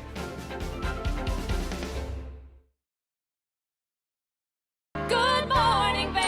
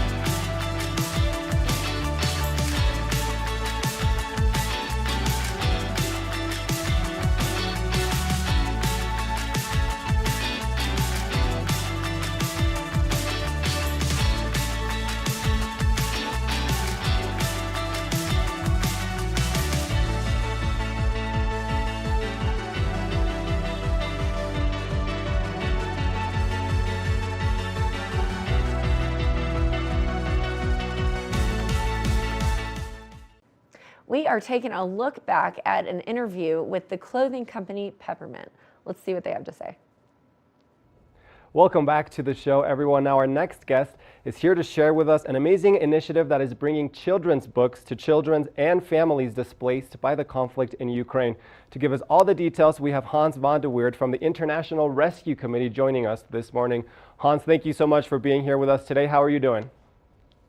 I am very fine. Thank you for asking. It's a pleasure to be here. I appreciate you setting aside some time to speak with us here today about this initiative that, like I said, is bringing children's books to families and children displaced by the conflict in Ukraine. Before we talk about that, Hans, I would like if you could just give us a brief overview of what the International Rescue Committee does. I know this is a collaborative effort, but I would like to hear, a little bit about your work and specifically with the International Rescue Committee. Yes, Julio, the International Rescue Committee is an international humanitarian agency that works in conflicts around the world where we provide humanitarian assistance to people that need it, but that also has offices here in the United States to welcome newcomers, refugees, asylum seekers, and other groups. In Ukraine, where the conflict is really taking its toll, yes. Where we now see more than 14 million people in need of humanitarian assistance, 3 million of which are children, and where 10 million people have been displaced because of the violence, we provide urgent humanitarian assistance as well. We provide cash to people. We support medical facilities. We try to create safe and healing spaces for children, but in a country that is destroyed by the war, where the economy isn't functioning at all, and where there's not enough humanitarian assistance, that work is very challenging, as you can imagine. Absolutely, Hans, and I appreciate the work that you guys are doing, especially in times like this when we have a crisis in Ukraine, as you mentioned. Now, you kind of touched on it briefly, but can you give us maybe a little bit more details on the current situation in Ukraine, especially for families that are being affected over there? Yeah, the current situation in Ukraine still means that there is bombing taking place almost every day, that bombing targets communities where people live. To give you an example, 40% of the school buildings in Ukraine is being destroyed. The roads are being targeted so that people cannot move freely, but that then also means that essential goods cannot reach a community. So in the markets, a lot of essential items are very hard to get. So the situation for people in Ukraine is really dire, and unfortunately hasn't been improving at all. Wow, yeah. Now, Hans, I would like to talk a little bit about this initiative, Books for Ukraine. I know it's, like I mentioned before, a collaborative effort between a few different agencies. So tell me about how you ended up coming together with HarperCollins Children's Books, the Creative Artists Agency, and Endless OS Foundation to help the children being affected in Ukraine. Well, what all of these organizations shared in common with our organization is that they were deeply concerned about the impact of conflict on children's lives, on children's emotional well-being, on their ability to go to school and to learn. And so each of these agencies, from their own perspective and expertise, brainstormed about what can we do to do something about this situation.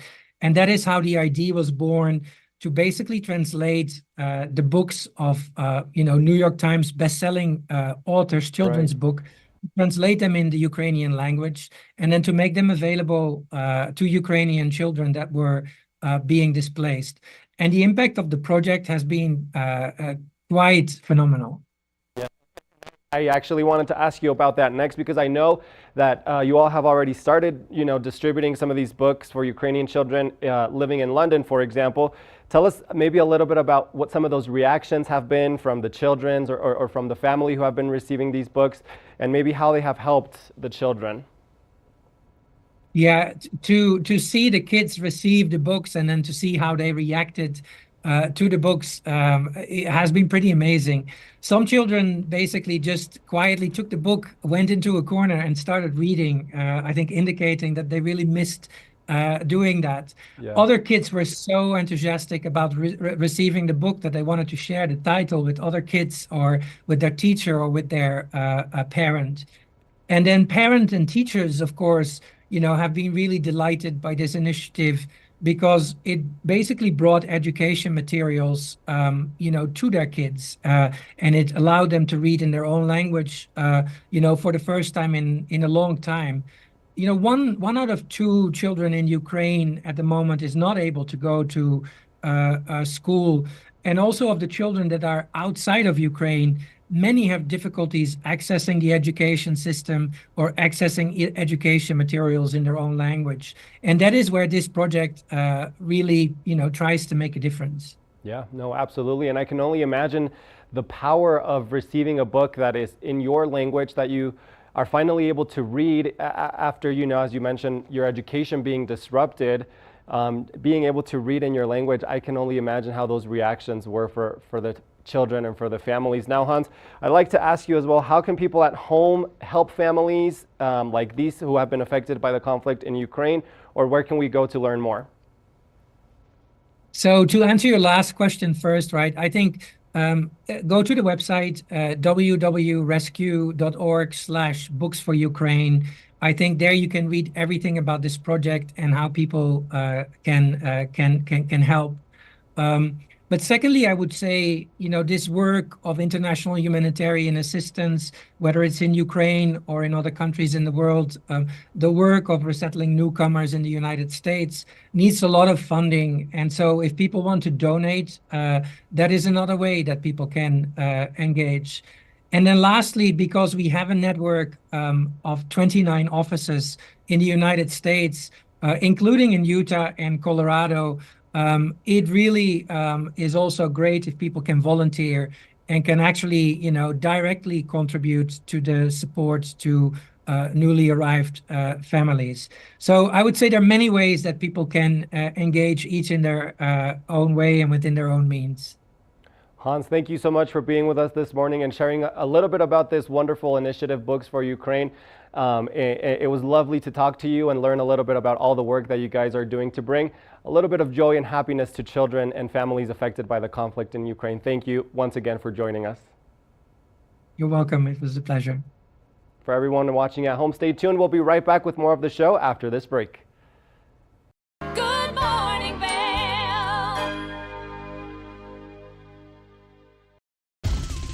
For fun and adventure, join me on Elizabeth Stanton's Great Big World. Find out where I'll be going next and which celebrities I'll be bringing along with me. I'll show you amazing destinations with lots to explore, and you'll get to know my celebrity guests the way they really are, up close and personal. We'll travel the world, experience new cultures, and together, try to make a difference. I'm Elizabeth Stanton, saying the world's a big place, and I'm going to show it to you.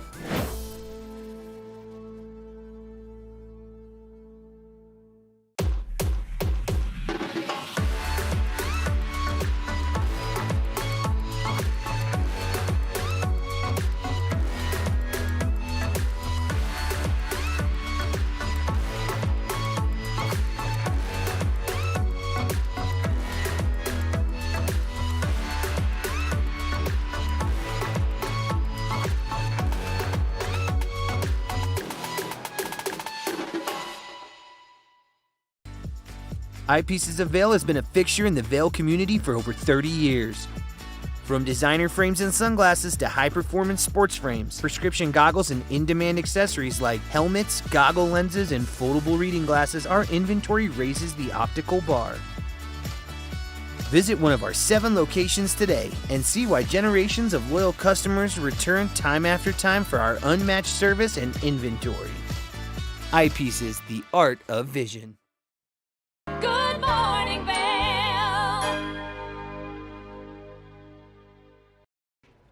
You know, we're so used to the snow sports where you're going downhill or you're cross-country skiing. But man, there is a fun community and a rise of this special sport called ski joring. Ross had a conversation all about the things that are happening in Leadville. Quite a fun event. You're going to want to check it out. Good morning, Vail.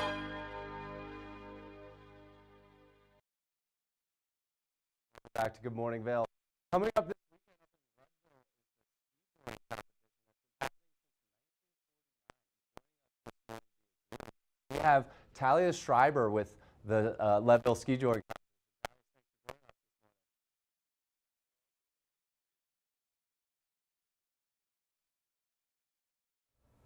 All good? Hello. There it is. How we doing this morning? I'm doing good. How are you doing? Doing great, doing great. So this weekend's gonna be a big one up in Leadville, huh? Yeah, it's gonna be a super sweet event. It's our 76th year for ski touring.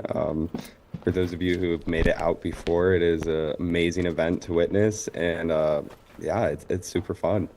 Awesome, awesome. And so for the people that aren't familiar with ski joring, how do you explain what that is? Ski touring is the most Wild West sport that you can imagine. It is a horse and rider pulling a skier right behind him in tow down historic Harrison Avenue in Leadville, Colorado. The skier is hitting jumps, trying to get rings, hitting gates, all on about a quarter mile in about 15 to 20 seconds. Amazing, amazing. Quite a spectacle to see if you've never seen it before, right? A great spectator sport, you would say? Of course, spectators, we highly encourage to come out. They get to line the entire Harrison Avenue and see everyone, all the horses, all the skiers fly by. There's a bunch of fun events surrounding it before and after, and it's a super fun experience that you can't match. As soon as that horse and skier get on that avenue, the energy of the entire street just fills up, and you can feel it. Yeah, that's awesome. I know a couple of the people that get out there, but who are these people that are getting on skis and getting towed by a horse trying to catch rings off jumps? They're from all over. We have people come from Montana, Wyoming. We have some Colorado locals, people from Minturn, Leadville. But I feel like it's the mix between your local skier, your local equestrians, and you put them together and you get this, and it's an amazing event for everyone, and it's super fun. Yeah, obviously we're rooting them on to do well, but I assume there's always some carnage out there just by the nature of the sport. Can people expect a little bit of carnage out there? There definitely can be. The event has some risks inherent with any extreme sport. There definitely can be some good crashes with the skiers. And of course, we try and maintain the safety of all competitors at all times, but sometimes there are some good crashes off of the jumps or around turns. I believe it was 2 years ago we had a competitor finish it on one ski, or really Oh, wow. closely finish it on one ski. So that was super cool to witness. Yeah, that's got to be impressive to see in person. And Leadville is such a cool town in its own right. So Saturday and Sunday, ski joring's happening up in Leadville. How can people get more information? Can people sign up to compete? How do you spectate? Can you kind of give us the rundown of how Saturday and Sunday is going to go? For sure. So all of our information is going to be online at www.leadvilleskijoring.com. But it is free to anyone to watch. If you're interested, all you have to do is drive drive over from Vail. If you're in the Leadville area, it's right out your backyard pretty much. It's free for everyone to watch. If you're interested in competing, that information is also on our website. If it's your first time, I would recommend entering the snowmobile class. It gives a good opportunity for people to start smaller and still compete. It will just be behind a snowmobile. If you're looking to have a horse pull you, you typically have to find your horse match that you will be skiing with. Right. Awesome. Awesome. And so free to spectate. What are kind of the hours and the rundown of the schedule of events? And is it kind of a qualifying on Saturday leading into Sunday? But what can people kind of expect from the competition side? So on the competition side, it is Saturday and Sunday are each independent on how the competition works for the overall for the weekend. The actual hours are 12 to 3, so it kicks off right at 12 and it typically goes till around 3. If you want, bring out your kiddos on Saturday afternoon after the events are done and the kids can try just skiing down. They don't hit jumps or anything, but they can just try skiing down slowly down Harrison. But it's very much a event open to all. For visitors and spectators, we do ask that there's no dogs or drones for the safety of the event. But like I said, more information can also be found on our website. Yeah, awesome. That totally makes sense because we got some horses out there running down the street. So I totally get why the dogs might be left at home. A chance of snow this weekend. How could snow affect the competition? I don't think snow can ever really truly affect the competition. I think it can only help the competition. It's a snow sport, so inherently you're going to love it. We are lucky enough to have the students at CMC up in Leadville through the ski area operations management program come groom the track, and so it's a really good experience for them to get out so if there's a good amount of snow, we'll regroom it and reset it. But snow will always help. You're moving how much snow from how much places onto a quarter-mile track where the snow is going to be about 6 inches to a foot on the street. So anything can help. It's definitely better than having hot weather. Yeah, amazing. And so this has been happening for over 70 years up in Leadville. How did this start? Whose idea was it to tie a rope to a horse to get pulled on skis? So this is the 76th year, so it has been going strong for quite a few years. It was Tom Schroeder and Muggs Osman who were just sitting at the Golden Borough up in Leadville, and they were like, how could we get an event to Leadville that could change it? And so they went over to Steamboat's Winter Carnival, saw the horses pulling skiers at their Winter Carnival ski drawing, and so it was a little in a different format. So they took it, came back, and went to Muggs Ranch north of Leadville, and they tried it, and we now have what we would call current Leadville ski drawing and how that is based. And that was told from Tom Schroeder to Paul Copper. Paul Copper is one of the people who've been leading this event for years and is an amazing person. That's awesome. That's awesome. Well, thanks so much for joining us this morning. Saturday and Sunday up in Leadville, short drive away from Vail. Ski joring is taking place. If you've never seen it before, definitely check it out. If you have seen it before, definitely check it out again. And stay tuned for more Good Morning Vail. Good morning, Vail.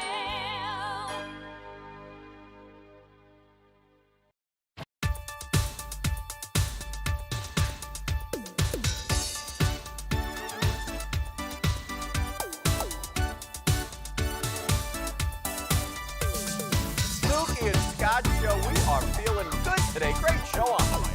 Absolutely. Welcome to our show. I'm Suki. I'm Scott. And we are feeling good today. You know why? Because we had a great show.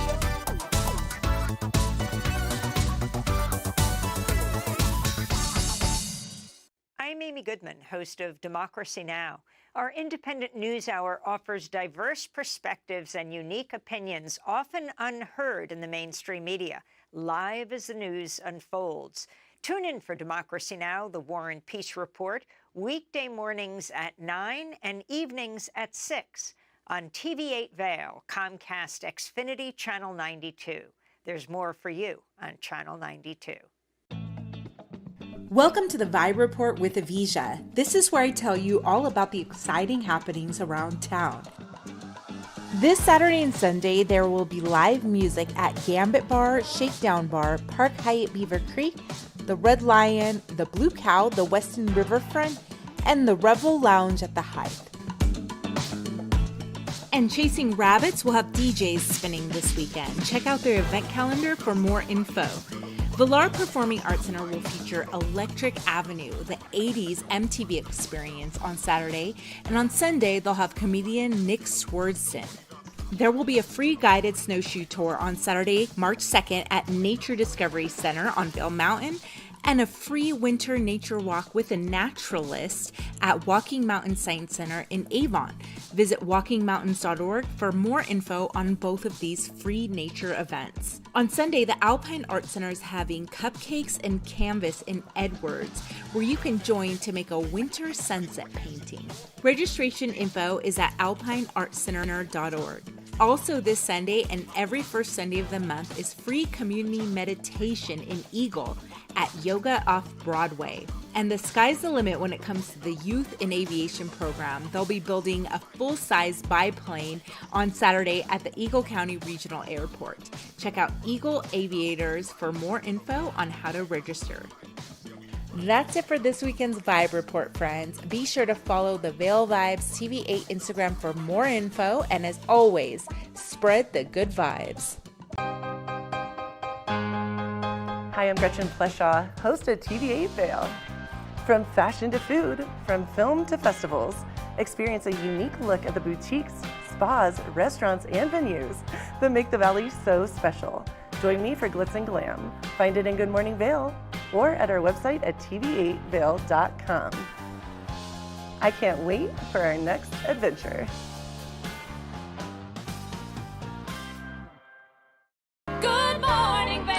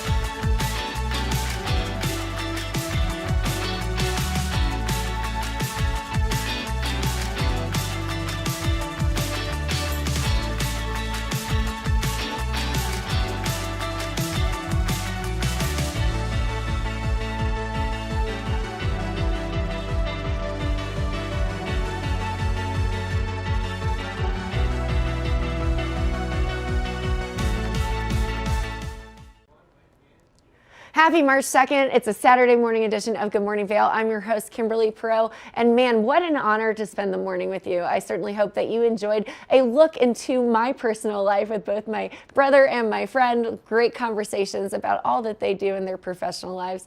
Plus Mountain Pride. Head over to Keystone. If you don't have plans today, go support and get out and have some fun. And then National Read Across America Day. Powder Days, Books for Ukraine, all of that and more. Thanks for joining. I'm Kimberly Perot, and I will see you next time. Good morning, Vail. See what lies in store for you. There's so many things to see and do. Summer, winter, spring, or fall. Your home in the Rockies has it all. So get up, get ready to start your day. The coffee's brewing, you're on your way. The fun is waiting outside your door. Good morning, Vail. Are you looking for exciting and nutritious recipes to cook at home? Watch Colorful Cooking with Tracy Miller on TV8 Vail. Tracy brings you the best in fresh and healthy foods for the active outdoor lifestyle. Stream online at tv8vail.com or find us on Comcast Xfinity Channel 92. There's more for you on 92.